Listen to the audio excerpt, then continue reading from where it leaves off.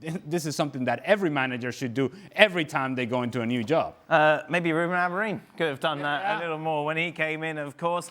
Reports suggesting that he has told the squad he will be staying. Of course, there were suggestions that he could walk without compensation. However, he will take charge of United to start a new season. But it looks like Garnacho will not be part of his plans.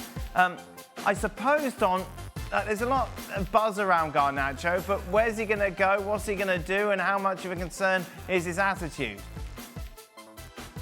Where's he going to go? He's been highly linked with Napoli, with Antonio Conte. I could see him fitting in there very well. I think he's one of these players, Garnacho, where I think you might see the best of him when he moves away from Man United.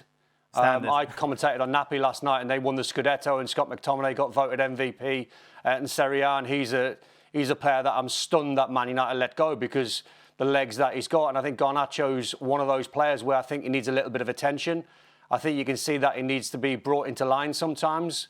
But undoubtedly, there's a player in there. You've got to work with him. You've got to find the best of him.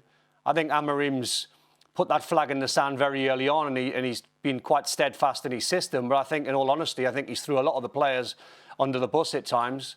And I think Garnacho is one of them where he's played the majority of games in Europa League, didn't feature in the final. It was screaming out for him to come on in the final. I think he got 20 minutes in the end. I think Amorim's tactics in the final left a lot to be desired. It should have been Agate in midfield and Bruno Fernandes as the number 10. But I think for Garnacho, I think he's one of these guys that wears his heart on his sleeve.